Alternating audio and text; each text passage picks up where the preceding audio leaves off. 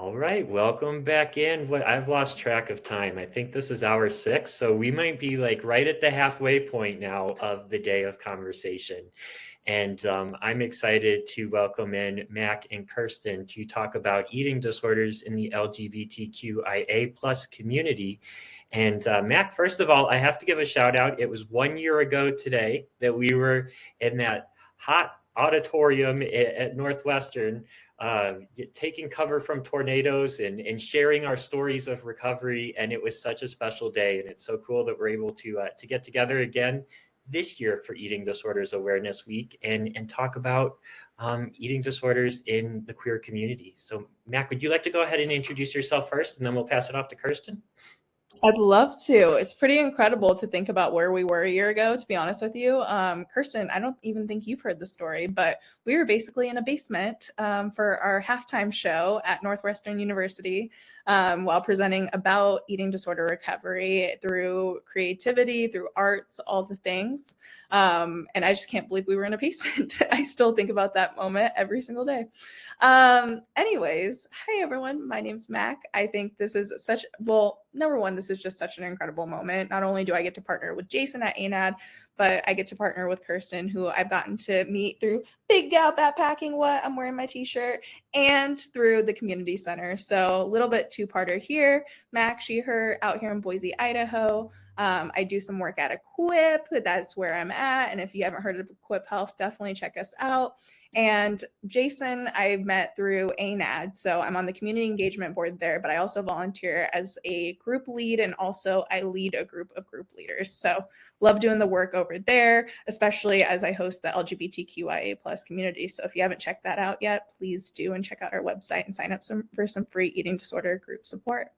On top of that, I volunteer at the community center. I just actually joined to be a board member. And then I met Kirsten through Big Gal Backpacking, which is really what connected us through our eating disorder recoveries, and also just talking about diet culture in general, especially as it relates to LGBTQIA communities. Kirsten, I'm going to toss it over to you. Thanks, Mac. I'm Kirsten. I am the board chair of the community center, and also the founder and one of the hike leaders for Big Al Backpackers Boise. It's a small hiking group. Well, we've got like almost 600 members actually in Boise, Idaho. And the whole idea behind it is a hiking club that's free of diet and weight loss culture. And I started that because it's like a lot of hiking groups, they don't really take considerations for different body types. And you're also constantly hearing about like, oh, and I'm here to lose weight or whatever, or here to get, fit, and I'm just like, I don't want to hear any of that because it's so detrimental to recovery. So we're all about what you can do with your body rather than you're out there to like look a certain way or whatever. It's about what you can do. So that's pretty much me in a nutshell. And married to a lovely lady as well. And we have 3 dogs and 4 chickens. So that's my life. That's amazing. And I've got a duck. So we've got plenty of poultry going around here. Mac, I guess we got to get you on board. So what could we get you? A parrot. I think a parrot would be really cool. Oh yeah, maybe a parrot or a chicken. I was thinking about chickens one day. I don't know. We'll see what kind of lifestyle I'm leading in a couple of years. All right. In my recovery. There we go. Well, all right. Well, thank you both again for joining us. One of the things that is interesting about Eating Disorders Awareness Week is we see a lot of statistics thrown around out there. And I kind of, statistics, they get attention, but they don't keep attention. It's the lived experience. It's the stories that we share. And that's kind of what brought to life This Is My Brave last year when we had that, the lived experience. And the one statistic, though, that I wanted to throw out there today is that one recent study that I saw, LGBTQIA plus youth are 3 times more likely to develop an eating disorder. And I think that's because of a variety of different reasons, because let's face it, eating disorders are very complex in their nature anyway. But I would love to kind of just open up the conversation there and see why you think maybe members of this community are at a higher risk of eating disorders, and maybe some of the personal things you experienced in your own journeys that contributed to this. Yeah, definitely. Kirsten, do you want to start or do you want me to start? Yeah, I can, sure. I mean, 36, and I know, experiences are changing for people as we make progress. And of course, now we're doing a little regression right now in the queer community. But for me, I grew up in a really small town, very conservative small town, very Christian conservative mother, and I I've I feel like for me, my eating disorder, which I struggle with binge eating, may be wrapped up in like just like lots of secrecy, having to keep a lot of secrets about who I am, with my family, and just like, I don't know, like a survival thing of, um, I'm trying to think, like, why does that even develop? But it's like I felt like my whole self kind of had to be in the closet, with almost everything I did. And a large part of that, of course, was my queer identity. And, I did the whole like come out thing. And my mom said, oh, she was going to kick me out of the house. Right. So I took it back and, just trying to protect myself and have a place to live. So it's kind of this like survival thing. And so, yeah, for me, it's the binge eating is, maybe was a way to soothe myself through really challenging times. And it's kind of this burden that, and some people, like I said, in younger generations maybe aren't struggling to that degree, but I know it for a lot of people still, it can be, something that they have to grapple with family and coming out and all of that. So, yeah, it's just it's a heavy load to carry, especially when you're learning how to be a person and 12 years old, figuring out like, how do I talk to my mom about this? So I'm gonna go eat some cake in the closet instead. How about you, Yeah. Mac? It's similar to you, Kirsten, raised in a really small town. I think a big part of it as well was, and I think about this for the LGBTQIA plus community, is really the intersectional identities. So not only, I mean, we live in a world right now where our experiences are invalidated, right? But then on top of that, for me, when I was getting diagnosed, I was actually told I couldn't have an eating disorder, not in the body I was in, not with the race I had, not with the socioeconomic class I was even in, right? And so it took my dentist to step up and say, oh no, this kiddo needs help and they need a lot of support, right? And so when I think about that experience and how much I was invalidated in that, I couldn't imagine living in a world now where I was coming out and then getting help for an eating disorder and being in this community, right? I really think about the climate and the political climate, especially, and how it's tying into the landscape of our care, right? And how we're being treated. So it's really, really important to be stepping up and having these conversations for these folks, because when I think about even being BIPOC, and being QT, right? I host a QT BIPOC group at the community center, actually. And one aspect that comes up is that I can't be BIPOC and also be LGBTQIA plus, right? Because then I'm holding multiple identities that I feel like I'm having to create safety for, right? And that feels like another task on their agenda. They look exhausted when they're even telling me about this in group, right? So it just, to me, it's really disheartening when I see where we're going, and I also see the hope of where we can start to land and start to progress. So I appreciate the call out for the regression and also like the hope for us to go forward. Yeah, thank you for sharing that. I find myself at an interesting intersection too in the eating disorder world, because I'm a male talking about my experience with an eating disorder, but I'm also part of the LGBTQIA plus community. And in a way, I was a little nervous at first to start to share that I was gay when I was sharing my story, because I was worried people would think, oh, well, only gay men battle eating disorders. So I needed to make sure that, my full identity was represented and that people could understand, yes, gay guys can battle an eating disorder, but straight guys can battle an eating disorder. It doesn't matter what your sexuality is. Anybody can battle an eating disorder. So it's definitely one of those things where we've got a long ways to go in society, I think, when it comes to allowing identities to form these narratives and to form these stereotypes, and just kind of try to put us into a little box and say, you're this person, this can happen to you, this can't happen to you. The thing is, especially when it comes to mental health, we're human. We can all battle.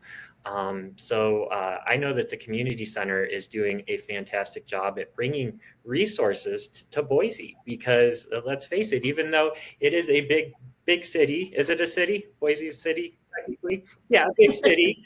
Yeah, it's a city.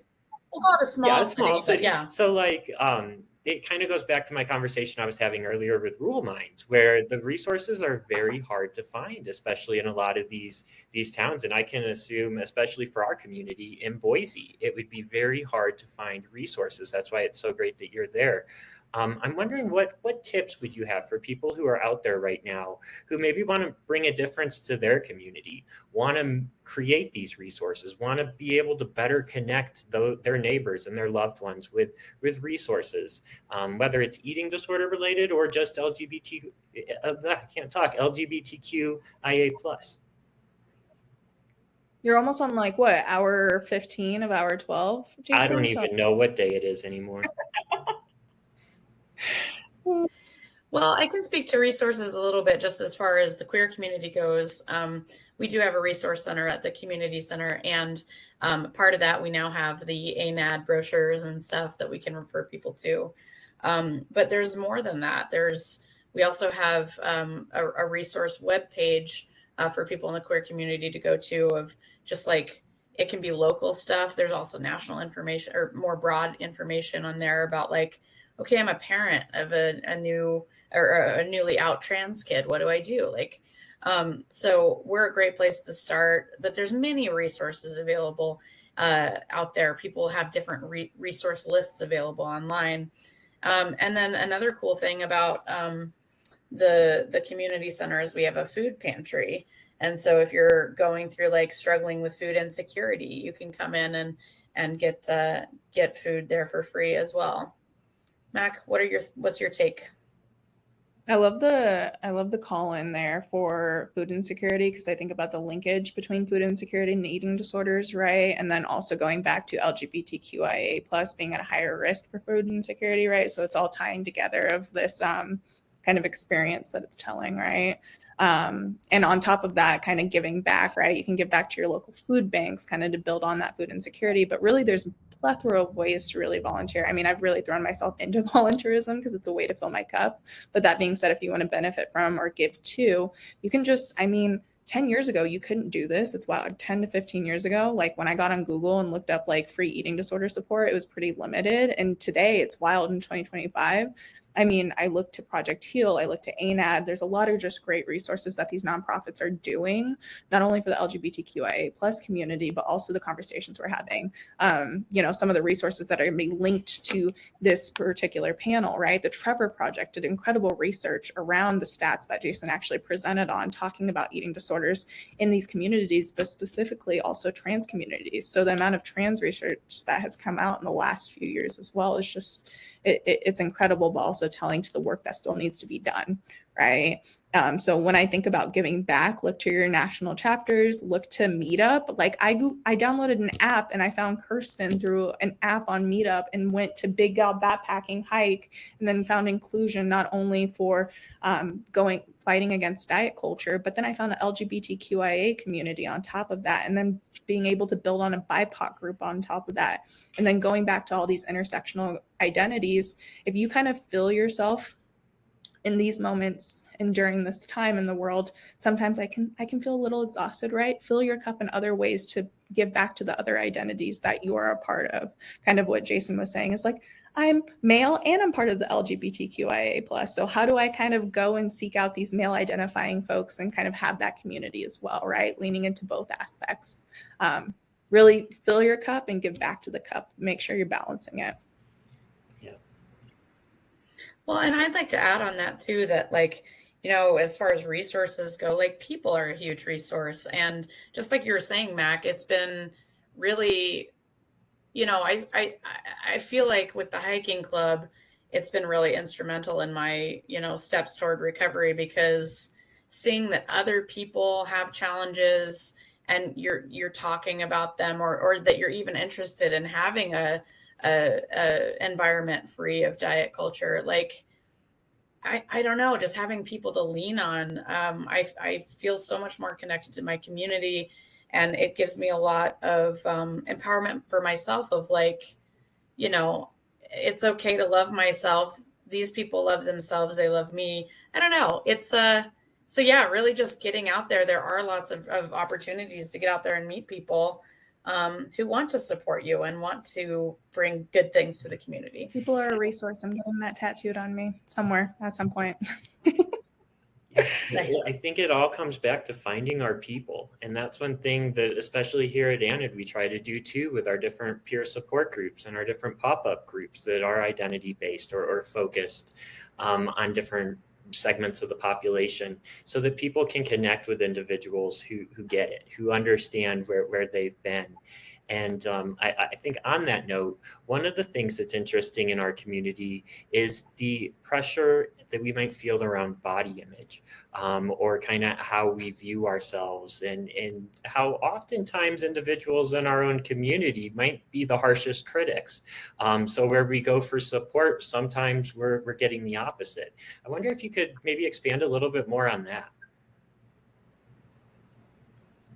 Yeah, I mean, Well, yeah, you go I ahead, was Nick. looking to you, Kirsten, a little bit, but the first place that kind of came to me is I'm part of African American and Black culture, and specifically Ethiopian Habesha. And, you know, in that, right, there's a lot of already hypersexualization that happens to Black women, but then on top of the layer of being LGBTQIA, right, and then dating other women who are kind of having this expectation of what women's bodies should already look like, it ties into that, right, of like, well, why isn't your body in the idyllic athlete body? Or you say you're doing that, you're a hiker, right? Why aren't you fitting into this body like type? Are you when they ask me, am I going on hikes? Are you reaching for a certain goal? And I'm like, I'm not reaching for it. I'm just hiking. Like, we just go and talk. Sometimes we're only hiking. They're like, how long have you hiked? I'm like, oh, it was like 2 miles. And they were expecting like a longer distance. And I'm like, that's not what we're doing it for. This is just to enjoy ourselves, right? And so there's actually this, it's interesting you say that, Jason, because our own communities can perpetuate what's within them, right? And that doesn't mean we're pointing fingers or placing any blame, right? But it's all the same society we've been taught into, which is diet culture, right? We know with statistics that kids at the age of as early as 5 know the difference between good and bad bodies, right? So if you already know at 5 years old what's a good and bad body, imagine when your communities who are already marginalized get in there and are being perpetuated from other communities that are less marginalized, right? Those expectations are just going to keep showing up. But I'm going to have more to kind of add to that, but I want to toss it back to Kirsten. I think one of the challenges for me my whole life has been kind of my gender expression. Because you know, sexuality and gender expressions all kind of together, and with my weight I've struggled with my whole life. It's very hard for me to express my gender in the way that I want to, because I kind of just like, I throw on what fits, and I also have a lot of sensory issues, so it's got to fit, it's got to be comfortable. And so there's something about like being recognized as how you feel inside, you know, that limitation. And I don't know, I guess it's kind of goes to that thing of like, you know, don't necessarily judge a book by its cover, because we don't all have access to represent ourselves the way that we necessarily want to. I don't know if that's a thing with everybody or just me, but it has been a challenge because, you know, people ask, oh, you butcher, you femme, and I'm like, I'm kind of just myself, and you know, but don't put me in a dress. That's what I do know. But they are comfortable. But it reminds anyway. me of Kirsten and I went on a backpacking trip over the summer last year, and there was kind of like a bigger conversation happening during this backpacking trip, and it was a specifically LGBTQIA backpacking trip. And Kirsten and I, when we walked out of that kind of trip and conversation, Kirsten's like, I don't know, I kind of don't like the idea of having boxes, right? And so to know that like these boxes are kind of put onto us, right? But then we take these boxes and then kind of perpetuate them and then ask each other about them. We're like, I don't know, should we be wearing dresses? Should you be wearing dresses? Should I wear a dress? Like, do you wear the dress and I don't wear the dress? Like, we're already so confused and questioning it. So it's just such an interesting conversation. I also think this is where you have compassion for folks of like, people aren't going to say the same things or understand every single aspect about diet culture or how they're even perpetuating it. But you can do these call-ins, right? Loretta Ross just wrote a beautiful book about calling in and what it looks like to really break down this idea of cancel culture, but really like community building and community bonding and learning more and really empowering, educating, and encircling each other. So, and I know that's what you love to do, Jason, considering what your role is at ANAD. I love community. I am all about that. And one of the things that I was thinking while you were talking is that just a little bit ago, I was having a conversation on eating disorders in men. And we were talking about the term masculinity and how it should be plural, because there is no one definition. What might be masculine for one person is not masculine for another person. And I think that's so important when we talk about the queer community too.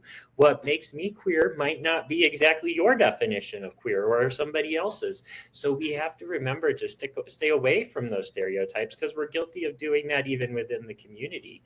And taking that more plural definition and realizing that it's not so black and white. There's no right or wrong. It's different and it's unique for everybody, but together we can be there to support each other. And that's what makes communities really cool, is there are so many different backgrounds. Today alone, like, I have learned so much and met from all of our conversations over the years, because we go way back now. I've learned so much from you. And that's what's so cool about community, is that we're able to talk about our differences, but also connect with our similarities. And I just really appreciate both of you being so open and honest, so that we can, all learn more about each other today.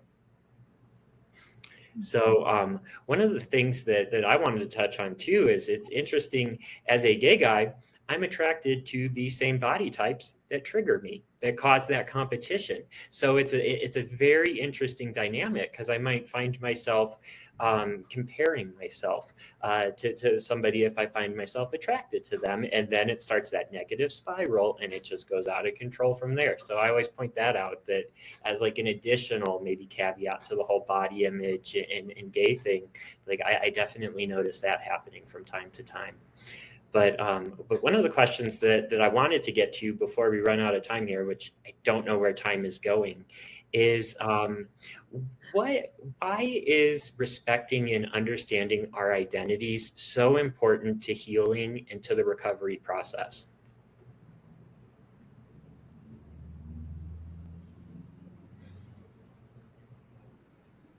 I think for me, it's just been a lot of like self-acceptance that is necessary. I feel like for me, dealing with my sexual orientation was kind of like top priority, biggest emergency for my, survival, right? And had to spend a lot of time focusing on that, thinking about it, figuring out how to come out and do all that, like in my high school and college times.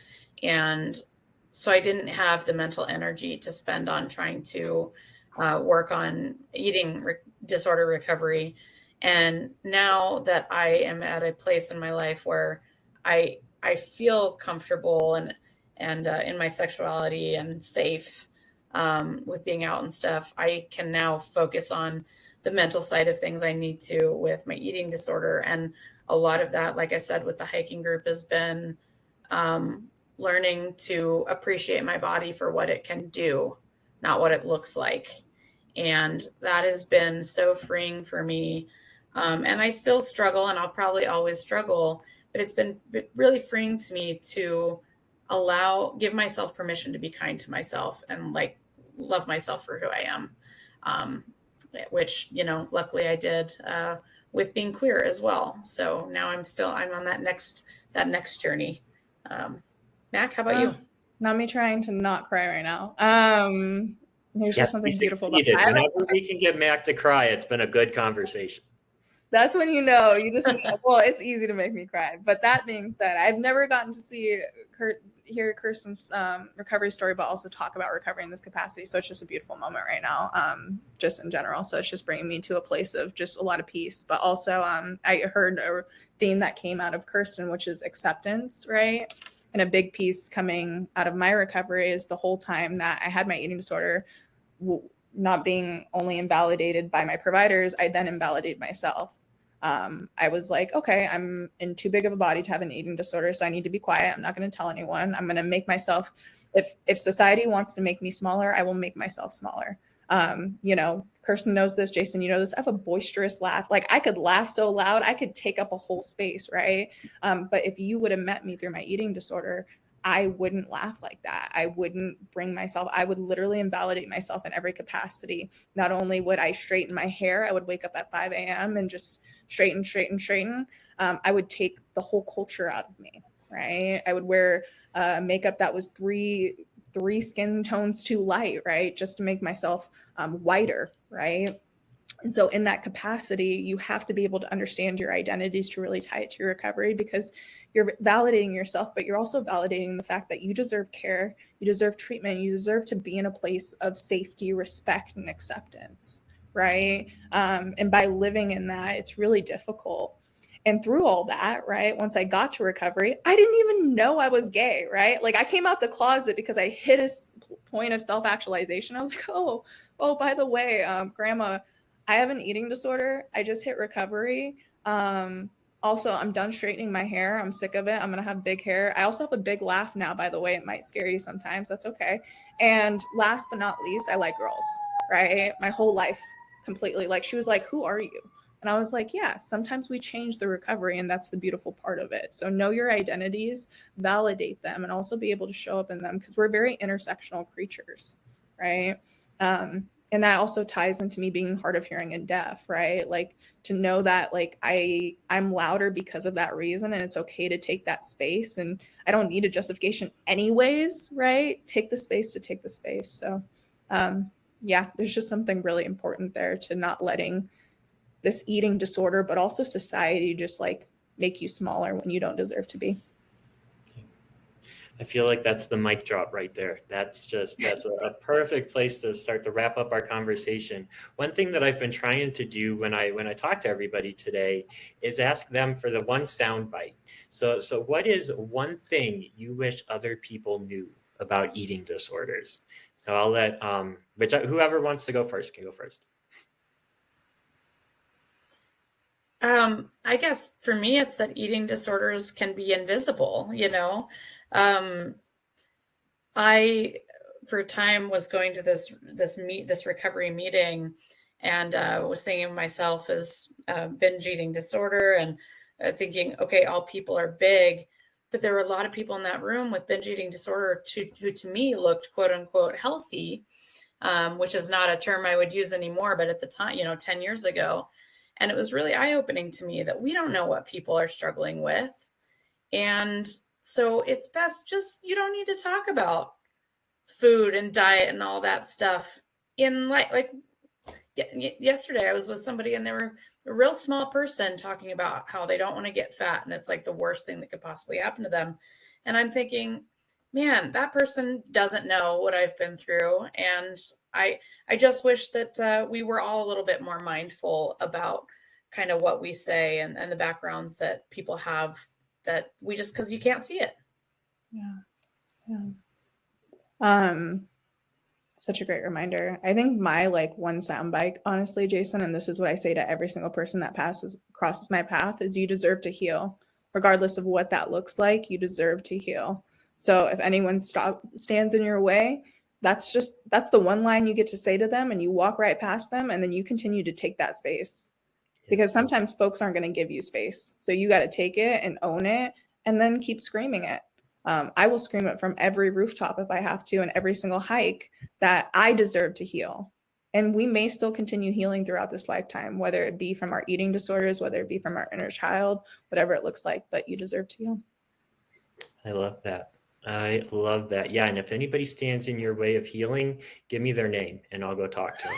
So, so this is 12 hours of conversation, and then on top of it, accountability by Jason.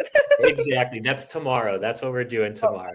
So, all right. Well, Kirsten and Mac, it's been an absolute pleasure to talk to you. I've said this before today too. This is only the start of these conversations. So let's keep it going throughout the rest of the year. I hope that we're able to keep this conversation going.